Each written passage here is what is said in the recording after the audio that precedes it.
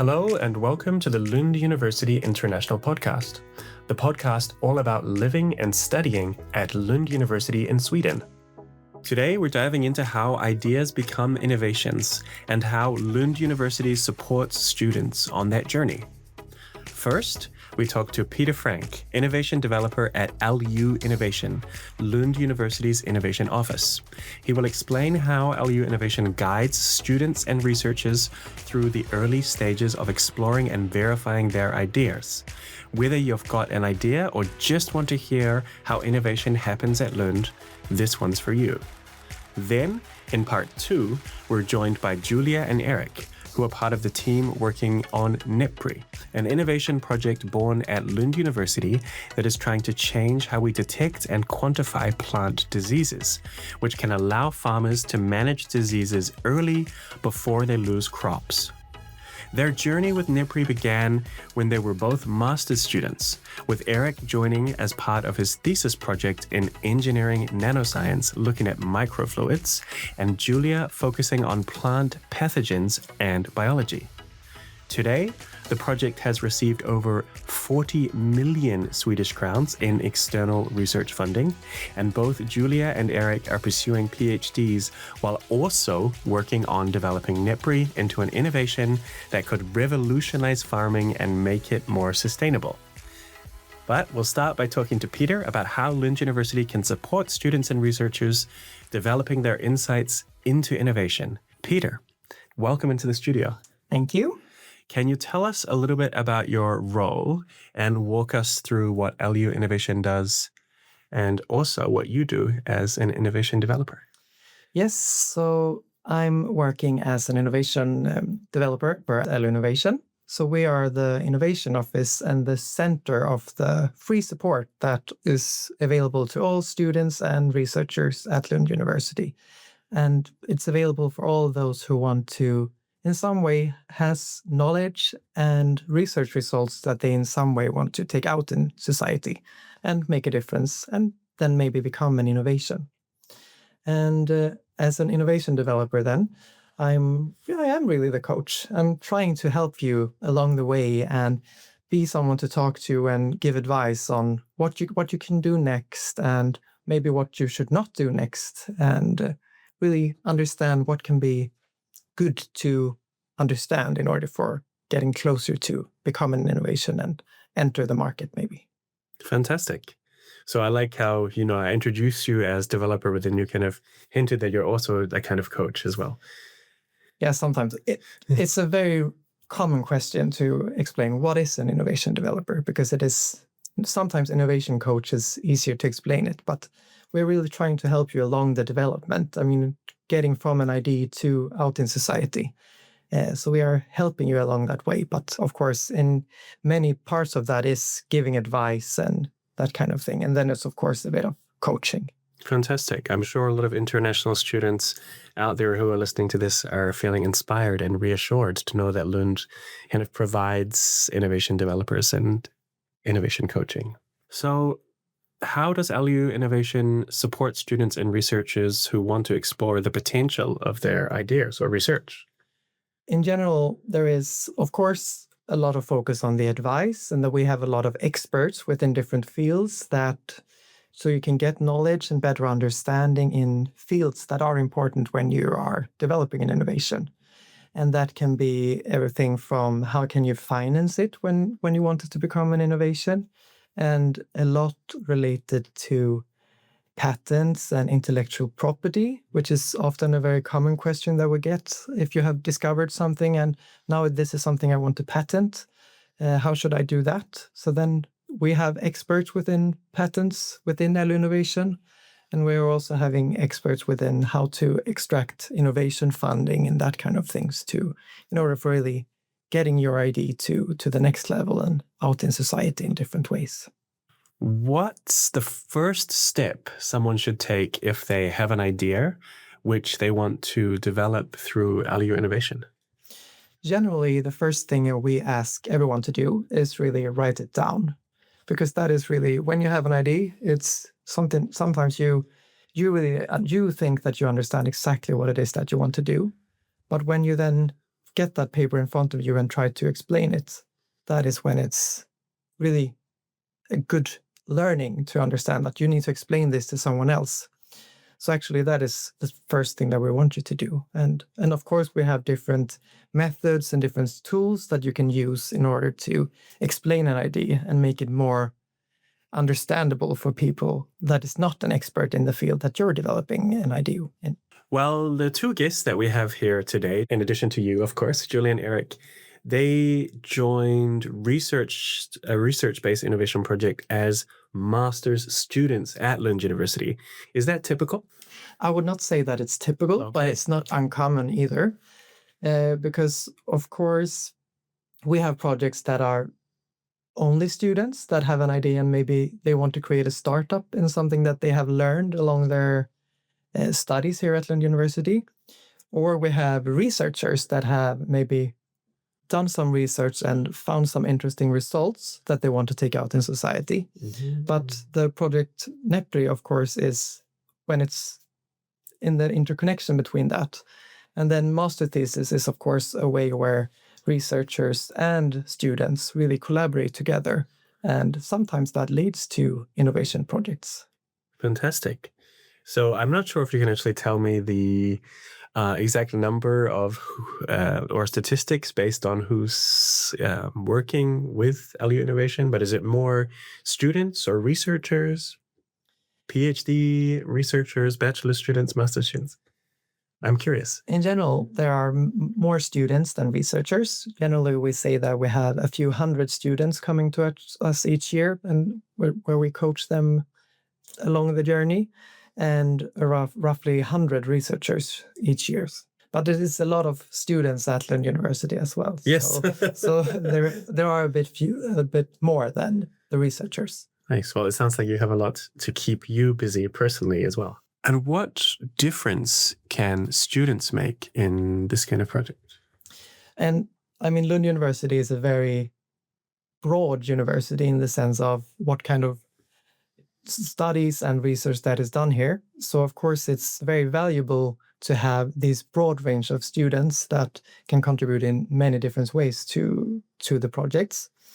And there is really a lot of different perspectives, and that is something we will see when Nepri discusses the background they have as well. It's really because when you're developing innovation projects, it is about getting the right knowledge and getting the right team. And when you're really thinking about creating a startup maybe in the future, everything is to have the right blend of people. And also students are really good at being on top of things and really trying new things. And sometimes that is knowledge and that is a skill that maybe students actually can bring to research projects, I think. And also at Lund University, we have entrepreneurship students and innovation students, which are really keen on working on these kind of developing new things and taking things to market. So that is also knowledge that can be very valuable for researchers, I think. What advice would you give to a student or researcher who is unsure if their idea is innovative enough to pursue? Yeah. That is also, of course, a common question that we get. But the general thing that we always the advice we always give is actually to talk with people, because you need to understand the real need of the solution that you are developing. And I know that Erik has done quite much of that in the project that you will hear more about later on.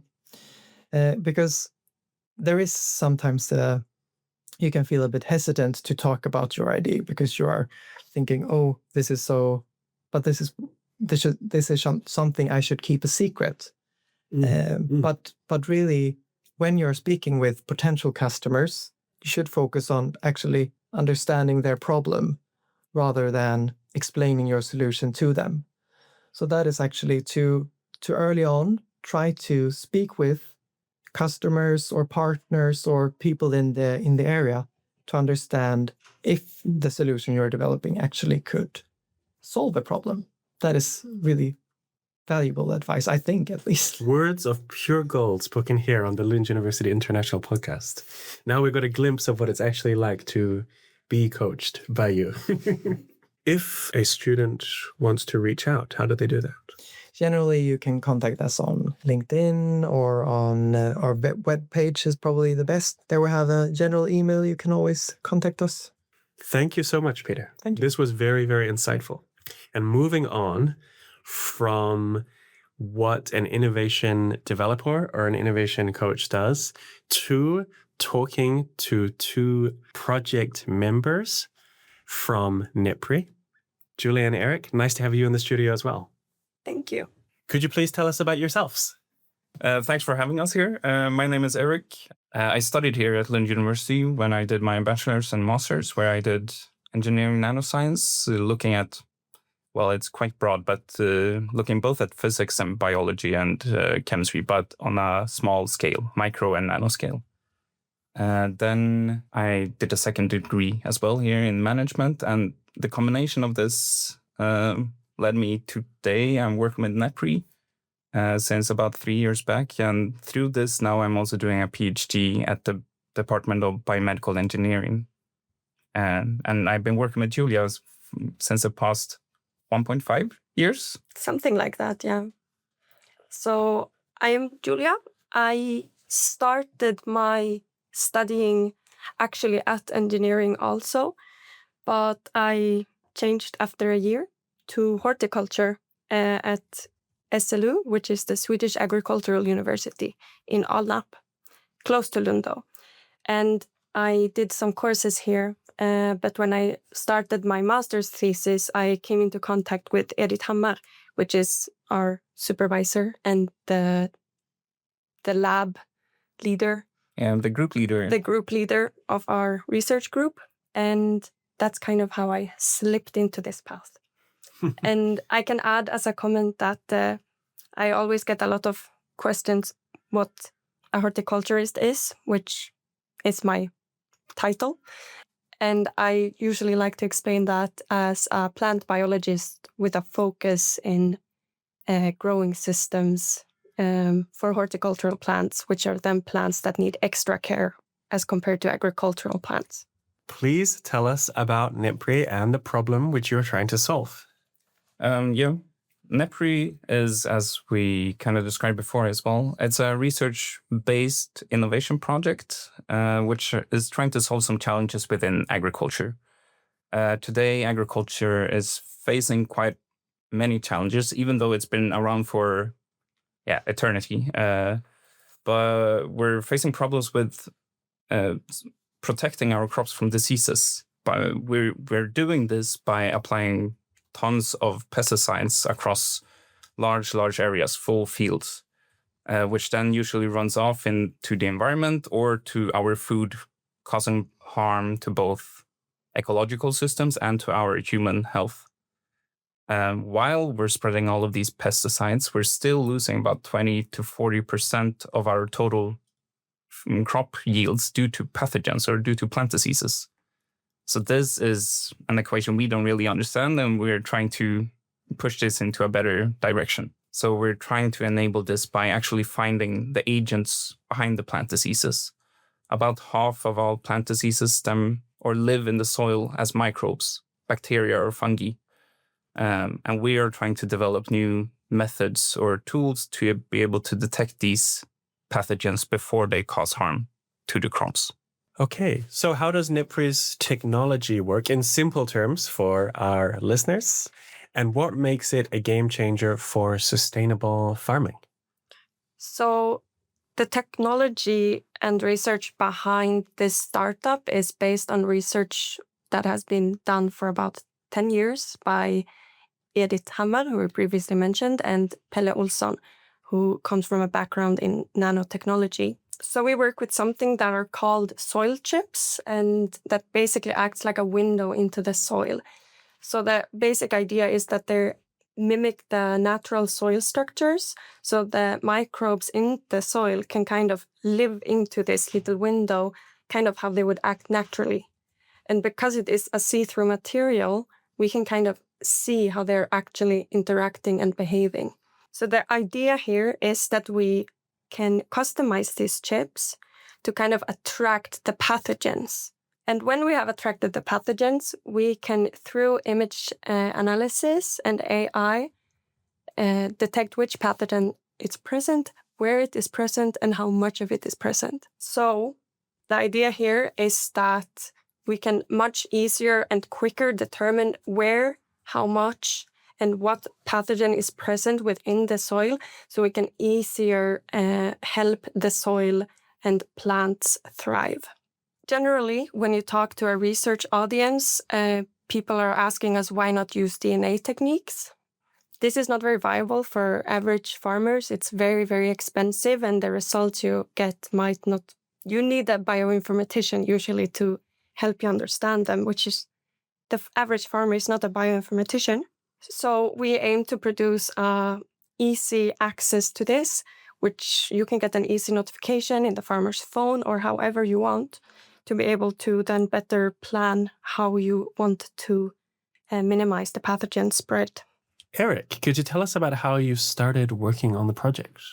Yeah. For my thesis in engineering, I was working with Edith and Pelle, the group leaders or the people behind the soy chip technology, where I was working in Kenya, not looking for pathogens, but I was using the chips to look at microbes in agricultural fields.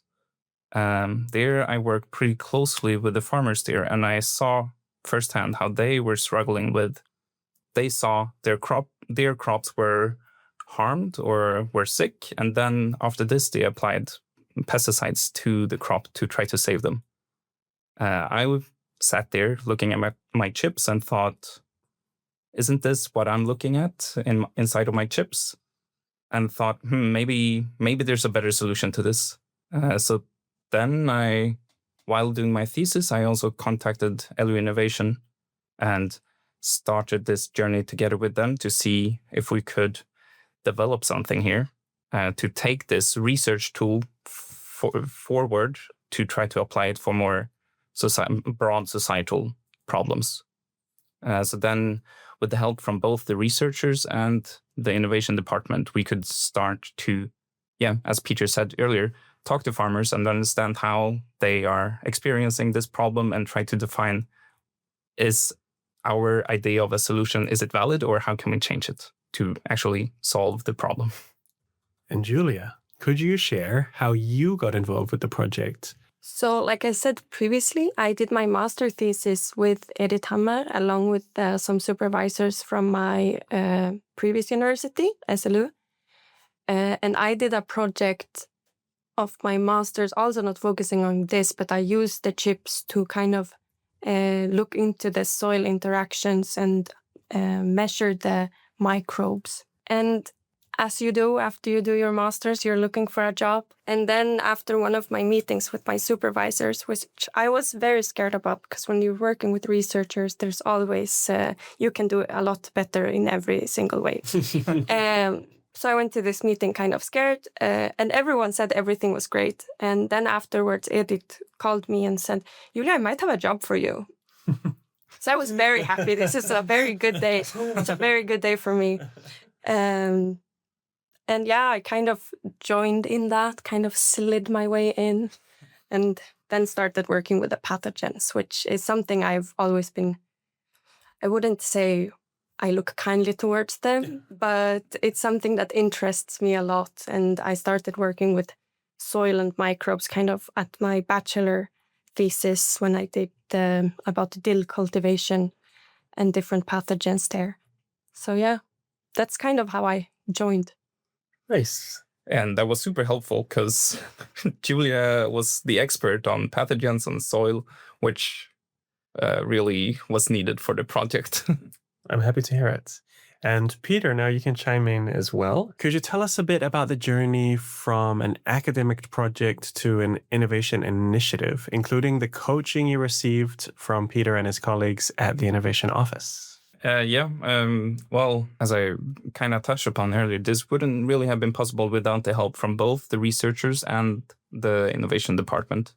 It's really the environment that made this possible through the guidance from both of these parties, and especially from the innovation department, where there's two different perspectives on how to tackle this, any problem, I guess, looking at it from a researcher point of view or innovation or more marketable point of view.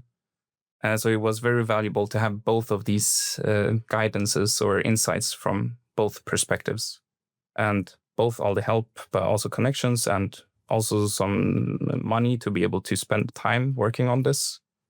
All of that came from LU Innovation. I can kind of add, as I joined a bit later, I was kind of dropped into this innovation environment, which was both exciting and a bit scary.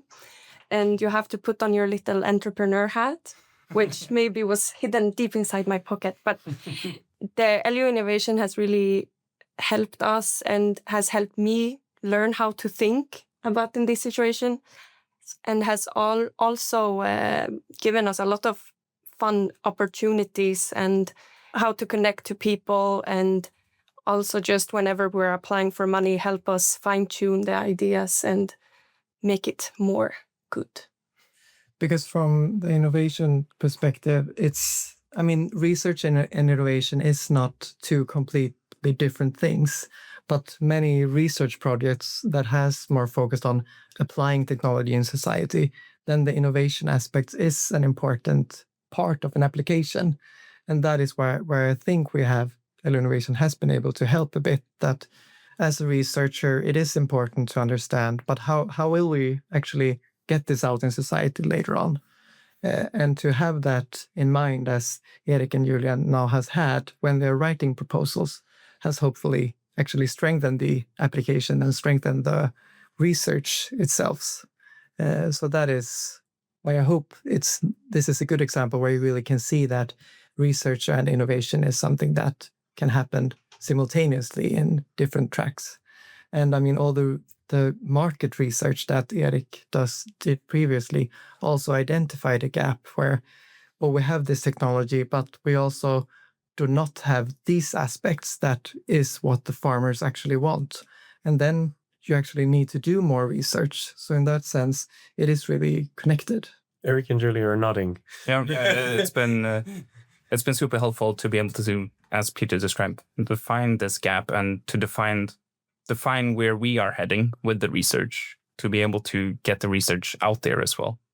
And also just the professional support that you've been through this process many times before. And when we have questions, they're questions you know the answers. How do we deal with this? Yeah. Hopefully we have, and it's not only me, we have a lot of it. Yeah. At the innovation. So quite often it is that you ask me a question and I ask someone else.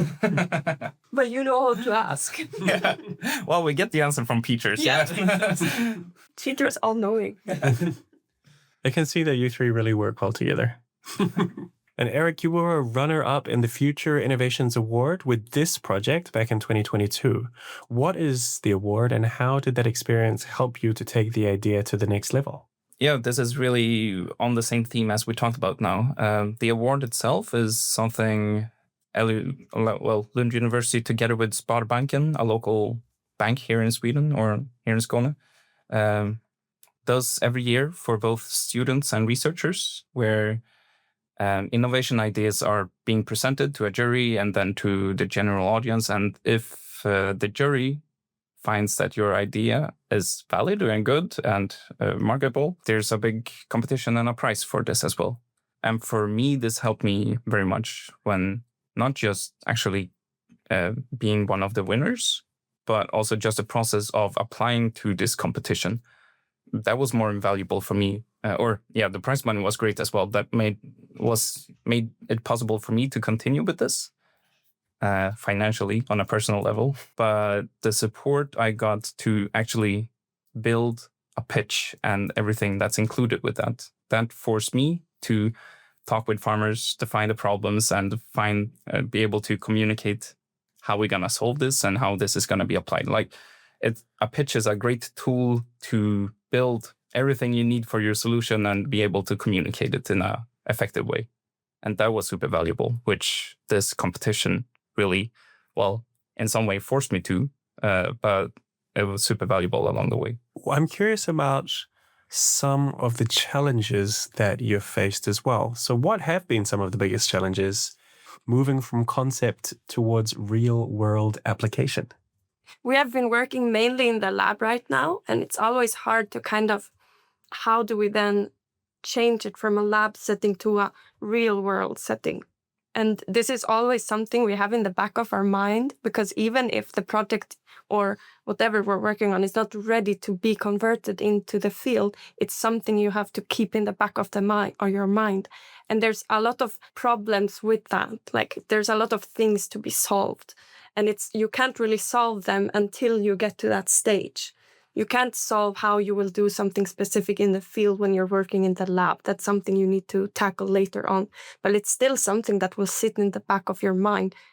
Also, along when we have been talking to a lot of farmers or farmer collectives or different stakeholders in the area, a lot of the time they ask us a lot of valid questions.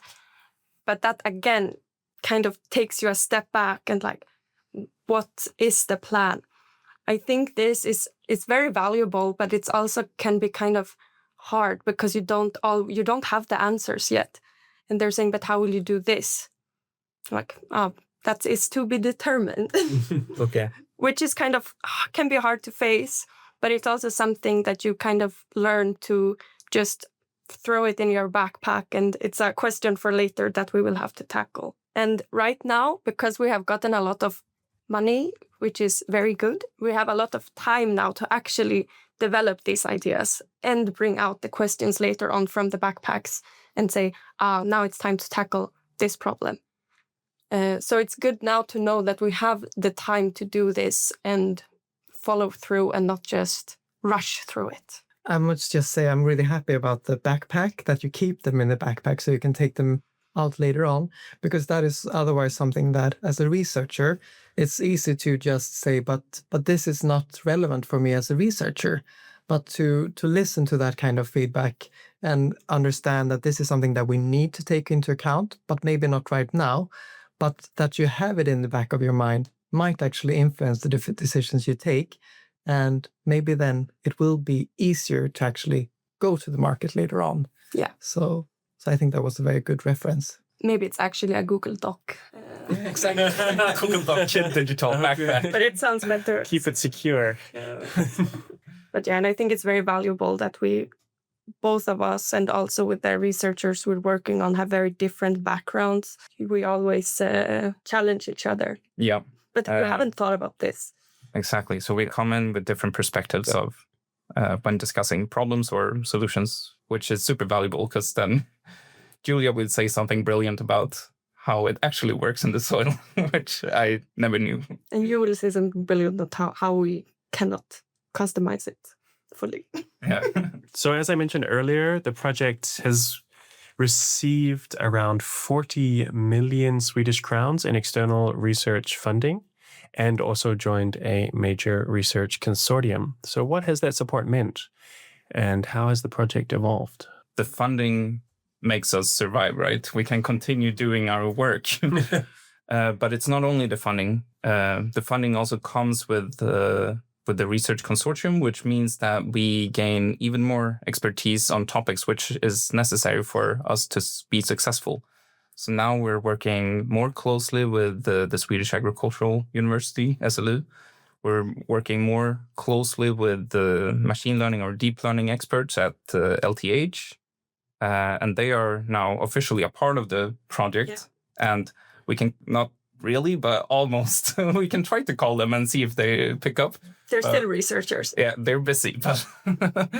But now we have their support and help and their knowledge inside of the project as well, which is... They have more the incentive that they are now also part of the project. And it's not only that they're helping us because they like us, which they still like us, but they have a bit more incentive. Yeah. And with this and with the funding, we also have a longer time scale too. So now we have a bit more security and we can bet on more difficult ideas or difficult solutions that we think is the best one. But previously we could maybe not be able to aim for this one because it would be too risky. Now we can take charge at these more risky solutions or projects and hopefully be successful in this. And it's not only us as the only two experts trying to do something, but we have people that are great and know so much and are so cool. So it's great to be able to work with them. Yeah, and now with them as well, no matter what happens, if Nepri as a project or a startup later on is successful or not, now there will be more research going on into this important topic, which even though we're successful or not, this will be valuable for researchers, for society, and for farmers later on. Erik and Julie, you're now both also doing PhDs while working on Nepri. How do you balance the academic and entrepreneurial aspects of your work in your life? Me and Erik sometimes talk about the two hats we have, the little research hat and the little entrepreneurial hat. And now that we have gotten the funding, the hat have shifted a bit. So we are more working on the research right now to develop the project so we can then later work with the entrepreneurial aspect. Yeah, so entrepreneurial activities kind of allowed us to get the funding that we now have, so we can more focus on the development, and then we can later take back the little entrepreneurial hat. Even though it's something that is always present, it might not have as big of a impact right now. Yeah, exactly. Earlier, we focused on, in theory, building the solution, and how this solution would come into the hands of farmers as well. Now, as PhDs, we can actually, in practice, work on the solution, working on it in the lab or later on the field as well. And maybe it's relevant to add here that at Lund University and in Swedish universities in general, we have something called the professor's privilege. And that is really one of the explanations on why you can have these both hats and still work at the university, because all researchers and teachers at the universities in Sweden own the rights to commercialize their findings. So meaning that all the findings that you and your research groups does in these projects are for you to commercialize. And that is, of course, then what my role is to support you on that journey, because the university, of course, wants all the knowledge and the results to get out in society and make a difference. But it's not the university itself that makes that happen. It's actually the researchers and the students and everyone. What advice would you give to students at Lund who are working on projects that might have innovation potential but aren't sure how to develop them further? What worked very well for us was to contact the innovation department and seek guidance there. They have lots of knowledge and experience on how to do this. I think in general, it's very hard to doubt yourself and that your idea is very bad. But with some fine tuning, it probably will be very good. Most people know more than they give themselves credit for.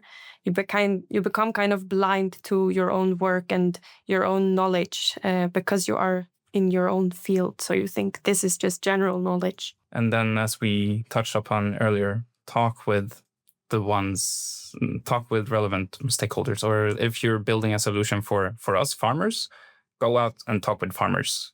Don't sit 8 hours by your desk and Google what farmers think.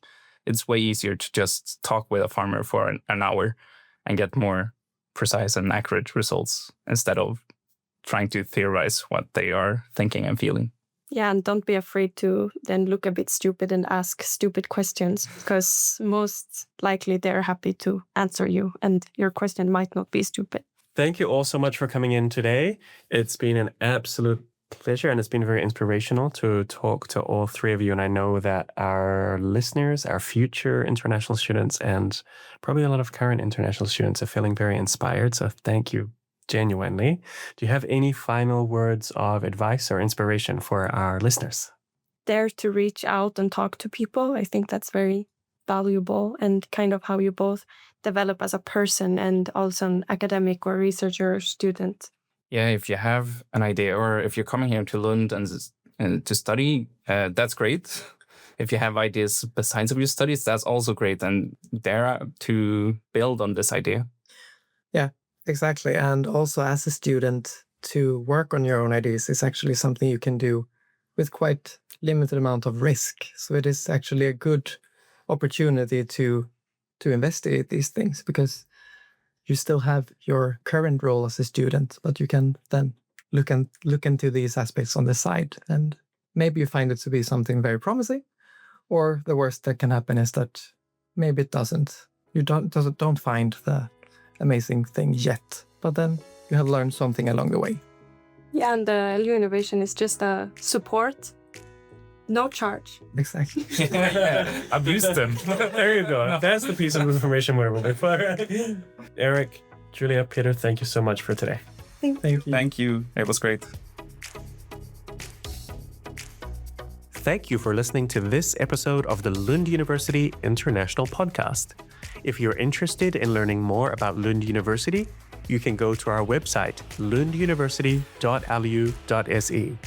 You can also follow us on social media on Instagram, Facebook, YouTube, and X. And you can connect with our amazing student ambassadors on Unibuddy. Don't forget to subscribe, and we look forward to bringing you a new episode very soon.